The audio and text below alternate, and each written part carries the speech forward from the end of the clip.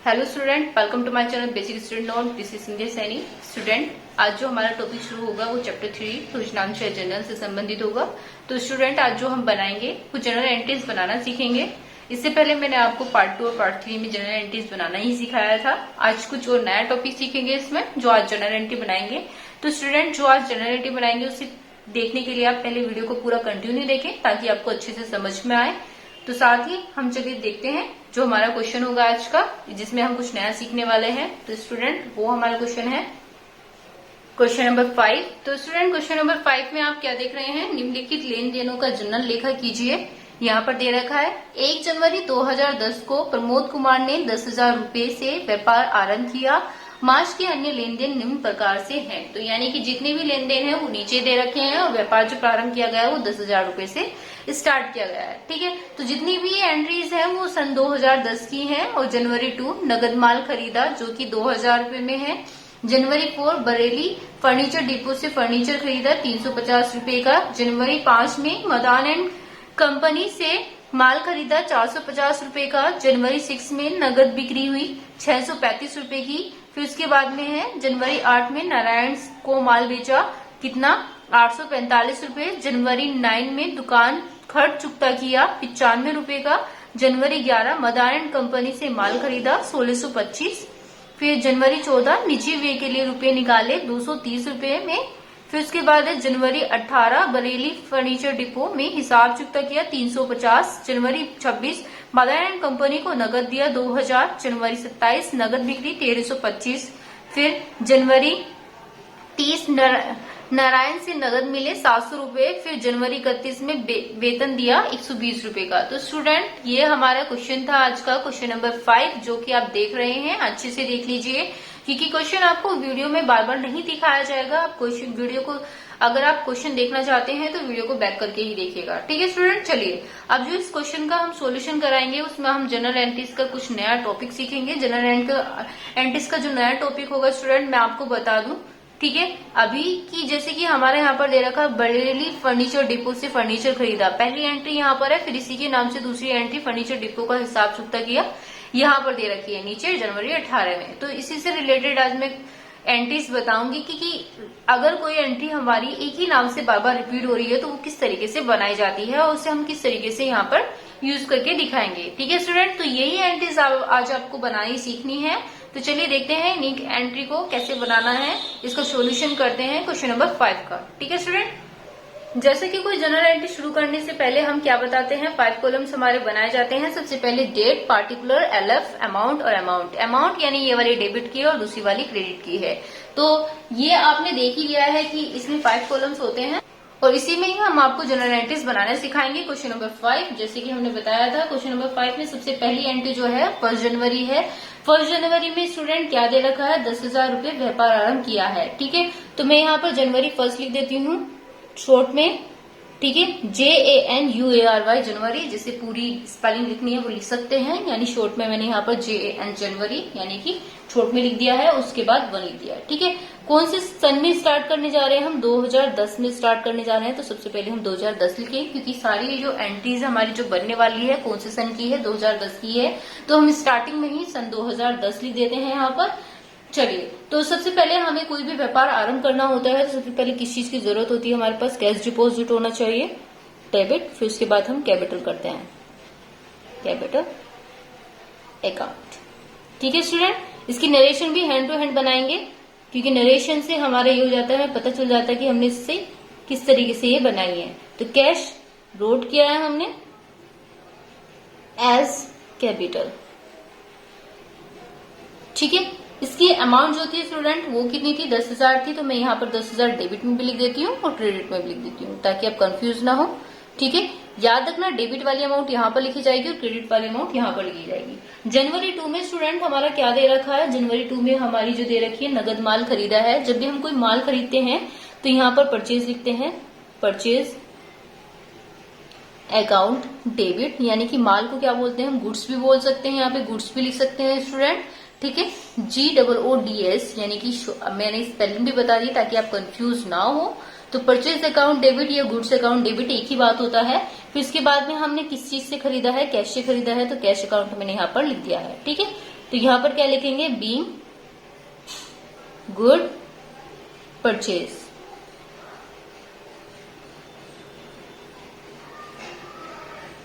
ठीक है, माल खरीदा है। माल और खरीदना हमारा यहाँ पे दोनों चीज आ चुकी है। ठीक है स्टूडेंट, ये कितनी अमाउंट थी उसकी, 2000 थी, जो कि हमारे क्वेश्चन में दे रखी है और हमने यहाँ पर लिखी है। ठीक है, चलिए नेक्स्ट वाली दे रखी है जनवरी 4। स्टूडेंट जनवरी 4 हम यहाँ पर लिख देंगे। ठीक है, अब इसमें क्या दे रखा है, बरेली फर्नीचर डिपो से फर्नीचर खरीदा है। स्टूडेंट हमने क्या खरीदा, फर्नीचर खरीदा है। किससे खरीदा है, बरेली फर्नीचर डिपो से। तो हमें क्या मिला, फर्नीचर मिला है, तो मैं यहाँ पर फर्नीचर लिख देती हूँ। फर्नीचर अकाउंट डेबिट टू, उसके बाद में स्टूडेंट क्या बोला है, furniture, Bareilly furniture depot.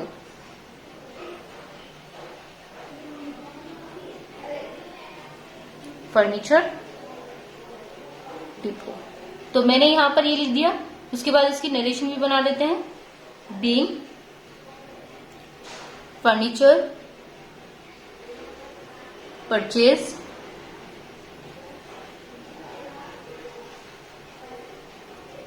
From, किससे, बरेली फर्नीचर डिपो। ठीक है, चलिए इसकी जो अमाउंट दे रखी थी वो कितनी दे रखी थी स्टूडेंट, 350 दे रखी थी। तो 350 मैंने डेबिट में भी लिख दिया और क्रेडिट में भी लिख दिया।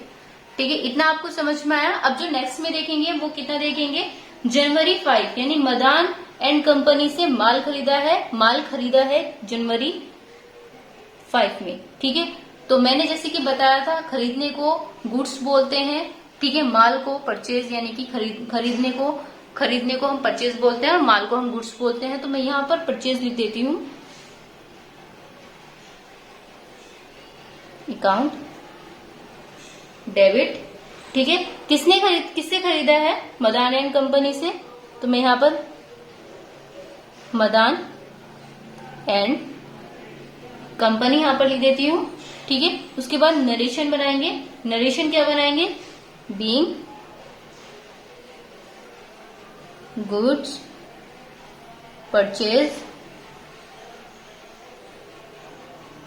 From Madan and company. ठीक है स्टूडेंट, कितना दे रखा है हमारा, जो अमाउंट में आएगा वो 450 आएगा। तो 450 हमने डेबिट में भी लिख दिया और क्रेडिट में भी लिख दिया। इतना आपको समझ में आया। चलिए अब नेक्स्ट में देख लेते हैं, नेक्स्ट में क्या बनेगा स्टूडेंट। जनवरी 5 तो हमने बना ली है, जनवरी 6 दे रखी है, नगद बिक्री हुई। तो मैं यहाँ पर जनवरी 6 लिख देती हूँ, जनवरी 6।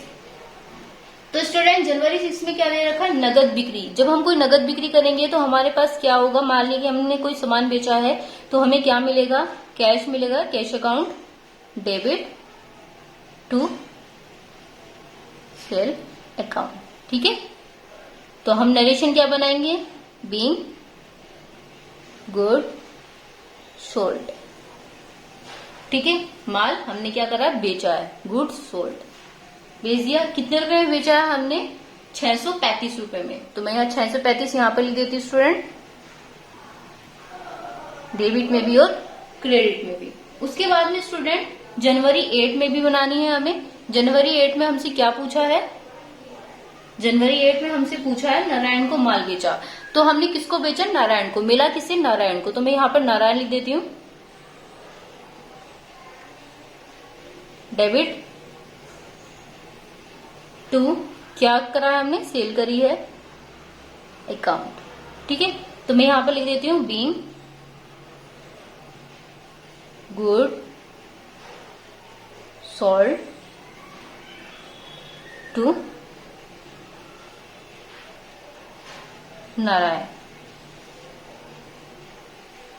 कितना है हमारा, 845 रुपए डेबिट में डालेंगे और 845 रुपए हम किस में डालेंगे, क्रेडिट में डालेंगे। ठीक है, इतना आपको समझ में आया। फिर उसके बाद में है जनवरी 9।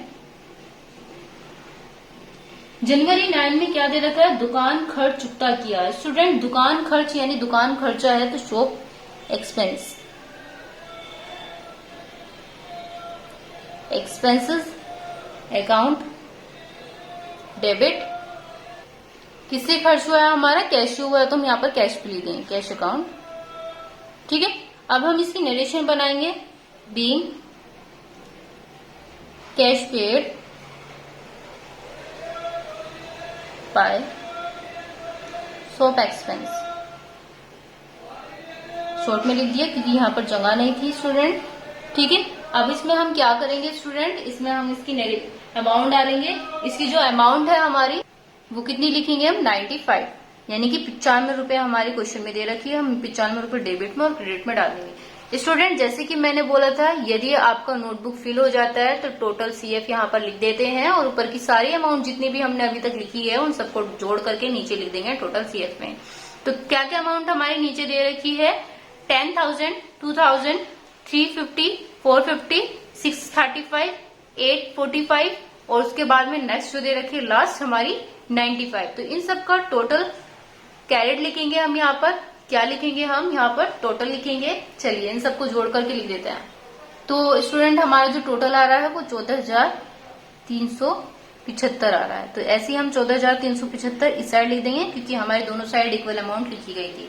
ठीक है स्टूडेंट, चलिए अब नेक्स्ट का देख लेते हैं। नेक्स्ट में हमें क्या करना है, जब हमने CF लिखा है तो नेक्स्ट में टोटल BF लेके आएंगे, यानी ब्रोड लेके आएंगे। तो स्टूडेंट हम लास्ट में क्या लिखेंगे, यहाँ पर टोटल जो हमारा निकल के आया था 14,375 हम यहाँ पर लिख देंगे। ठीक है स्टूडेंट, चलिए अब नेक्स्ट में हमारा जो दे रखा है क्वेश्चन, वो क्वेश्चन दे रखा है हमारा स्टूडेंट, यानी कि जनवरी 11। तो जनवरी 11 में हमारा यहाँ पर क्या लिखा है, हमने जनवरी 11 लिखा है। फिर मदान एंड कंपनी से माल खरीदा है। तो मदान एंड कंपनी से खरीदा है स्टूडेंट, माल खरीदा है तो हम यहाँ पर गुड्स भी लिख सकते हैं और खरीदने को परचेज भी लिख सकते हैं। ठीक है स्टूडेंट, तो मैं यहाँ पर परचेज ही लिख देती हूँ। अकाउंट डेबिट किससे, मदान एंड कंपनी से। तो Madan and company to Madan and company. तो स्टूडेंट ये हमारा 2 बार आ चुका है, इसमें कंफ्यूज ना हो। ऊपर भी हमारा यही आया था, नीचे भी हमारे यही है, लेकिन हमारे यहाँ पर डिजिट चेंज है। ठीक है, तो डिजिट हमारे चेंज है तो यानी अमाउंट हमारे यहाँ पर चेंज है, तो अमाउंट हम यहाँ पर ही अलग लिखेंगे क्योंकि इससे पहले जो हमारा आया था जनवरी 5 में हमारी एंट्री आई थी बिल्कुल सेम ऐसी ही। ठीक है, अब इस बार जो आई वो जनवरी 11 में आई है और कितनी अमाउंट आई है उसकी, 1625 आई है निकल के। तो स्टूडेंट मैंने यहाँ पर 1625 लिख दिया है डेबिट में भी और क्रेडिट में भी। उसके बाद यहाँ पर मैं नरेशन बना देती हूँ। बीइंग गुड्स परचेज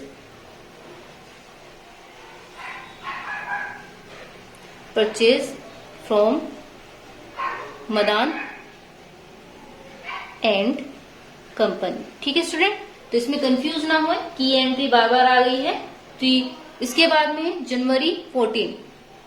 तो जनवरी 14 में स्टूडेंट हमें क्या करना है, निजी व्यय के लिए रुपए निकाले। तो निजी व्यय के लिए रुपए निकाले, हमेशा याद रखना निजी व्यय जो हमारा ड्राइंग है वो परचेज में निकाला जाता है। ठीक है, तो ड्राइंग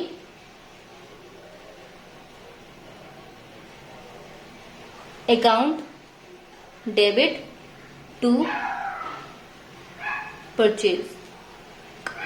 ठीक है स्टूडेंट, इसमें कंफ्यूज मत होना, ये हमारी नेचुरलिटी है कि परचेज हमारा ऑलवेज ऊपर आता है, लेकिन कुछ एंट्री में सिर्फ 5 एंट्रीज हमारी ऐसी होती हैं जिसमें हम परचेज नीचे लिखते हैं। जैसे कि मैंने स्टार्टिंग में आपको जब आपको इसको थ्योरिकल में समझाया था पार्ट 1 में, तो पार्ट 1 में मैंने आपको बताया था जब भी निजी व्यय के लिए हम कुछ निकालते हैं तो खरीदा हुआ माल यानी कि हमारी जो चीजें हमारी उन चीजों को हम निकालते हैं। तो यहाँ पर इसलिए हम यहाँ पर परचेज लिखते हैं। ठीक है स्टूडेंट, चलिए तो मैं यहाँ पर इसकी नरेशन भी बना देती हूँ। Being goods out of drawing expenses. ठीक है, तो इसकी जो अमाउंट है स्टूडेंट वो कितनी है, 230 है। मैं यहाँ पर 230 डेबिट में भी डाल देती हूँ, उसके बाद हम यहाँ पर क्रेडिट में भी डाल देंगे। ठीक है, अब जनवरी 18 है स्टूडेंट, जनवरी 18 में हम यहाँ पर क्या लिखेंगे, बरेली फर्नीचर डिपो को हिसाब चुकता किया। तो बरेली फर्नीचर डिपो का हिसाब चुकता किया है, तो किसको किया, बरेली फर्नीचर डिपो को ही किया होगा। तो बरेली फर्नीचर डिपो ऊपर आ जाएगा हमारा, फर्नीचर डिपो डेबिट टू किससे किया है स्टूडेंट, हमने कैश से किया है, तो कैश अकाउंट। स्टूडेंट जैसे कि मैंने आपको बताया था कि यदि हमारा बरेली फर्नीचर डिपो हमारा ऊपर आया है तो नीचे भी आ गया, बिल्कुल सेम ऐसा ही। तो ऊपर क्या था, ऊपर हमारा खरीदा था कितने रुपए का, देखो मैं क्वेश्चन में बता देती हूँ, क्वेश्चन में दिखा देती हूँ आपको।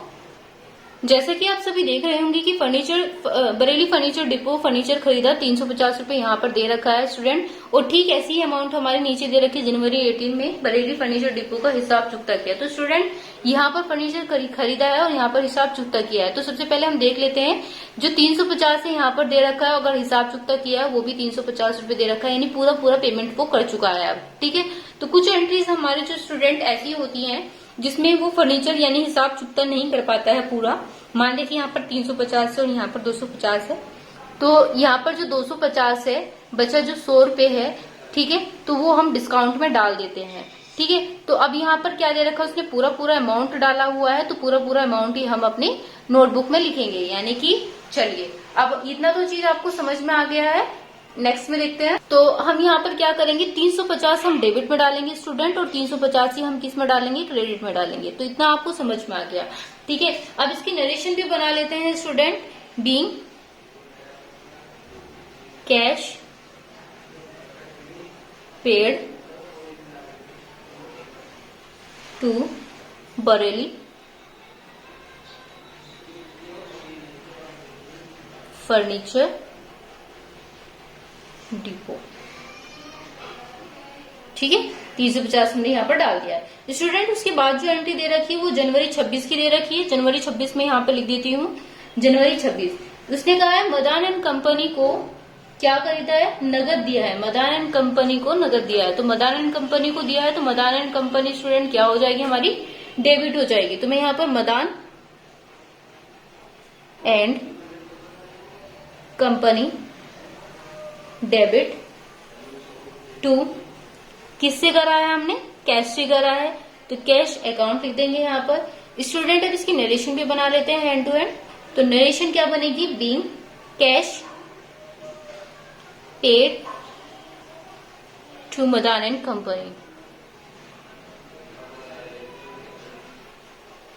ठीक है, इसमें क्या दे रखा है स्टूडेंट, हमारा कितनी अमाउंट आएगी, बुक में हमारी जो दे रखी है वो 2000 दे रखी है। 2000 हम डेबिट में डालेंगे और 2000 हम क्रेडिट में डालेंगे। ठीक है, चलिए इसके बाद में हमारा दे रखा है जनवरी 27 दे रखा है स्टूडेंट। जनवरी 27 की अमाउंट हमने यहाँ पर डाल दी है।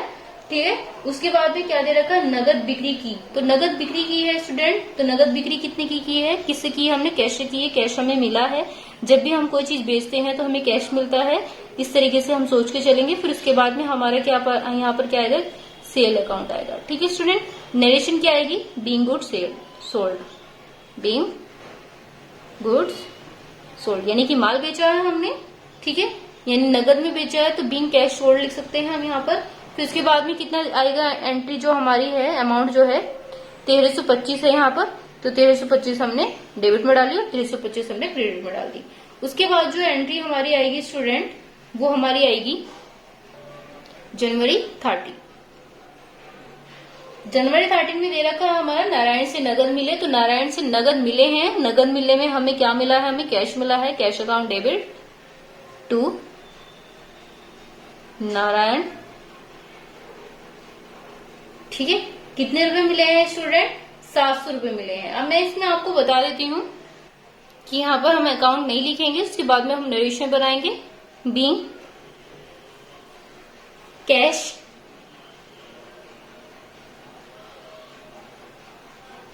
Made from Narayan.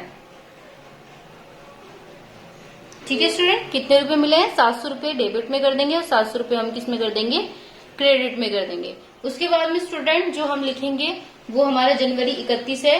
जनवरी 31 हम यहाँ पर लिख देंगे। फिर उसके बाद में क्या दे रखा, लास्ट एंट्री है हमारी ये जनवरी 31 की। यहाँ पर क्या है, से वेतन दिया। वेतन को क्या बोलते हैं इंग्लिश में, सैलरी बोलते हैं, तो हम यहाँ पर सैलरी लिख देंगे।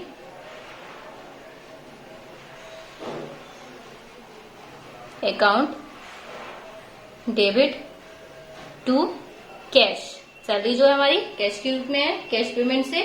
तो यहाँ पर इसकी नरेशन बना देते हैं, बीइंग सैलरी पेड। तो कितने रुपए की है? 120 रुपीज की है। ठीक है स्टूडेंट, इतना आपको समझ में आया। चलिए अब नेक्स्ट में देखते हैं स्टूडेंट, करना क्या है, अब हमें इसे ग्रैंड टोटल करना है। तो ग्रैंड टोटल करने के लिए हमें सबसे पहले ऊपर की अमाउंट देखनी पड़ेगी। ऊपर की अमाउंट हमारी क्या क्या है स्टूडेंट? चलिए, तो ऊपर की अमाउंट है हमारी 14,375, जो कि हम इसमें जोड़ेंगे 1625, 230, 350, 2000। फिर उसके बाद में जो नेक्स्ट दे रखी है हमारी, क्या दे रखी है? 325, 700 और फिर उसके बाद में 120। तो इन सबका जो टोटल निकल के आ रहा है स्टूडेंट, वो हम यहाँ पर ग्रैंड टोटल में लिखेंगे। ठीक है स्टूडेंट, तो ग्रैंड टोटल में जो हम अमाउंट लिखेंगे जो जोड़कर आ रही है स्टूडेंट, वो 20,725 आ रही है निकल के। तो 20,725 हमने इधर भी लिखी और 20,725 हमने इधर भी लिखी, डेबिट में और क्रेडिट में। तो स्टूडेंट 20,725 जो आई है हमारी, यानी कि इस साइड और डेबिट साइड और क्रेडिट साइड दोनों सेम अमाउंट लिखी हुई थी सब जगह। तो हमारी जो एक साइड की जो अमाउंट आ रही थी वो 20,725 आ रही थी। सिंपल सी बात है कि जो 20,725 है वो हमारी क्रेडिट में भी आएगी। ठीक है स्टूडेंट, इतना आपको समझ में आया स्टूडेंट? यदि आपको वीडियो पसंद आई है तो वीडियो को लाइक कीजिए, सब्सक्राइब कीजिए, ताकि आने वाली वीडियो आपको कंटिन्यू मिलती रहे। और साथ ही कमेंट बॉक्स में जरूर बताइए कि वीडियो आपको कैसी लगी। ठीक है स्टूडेंट, धन्यवाद।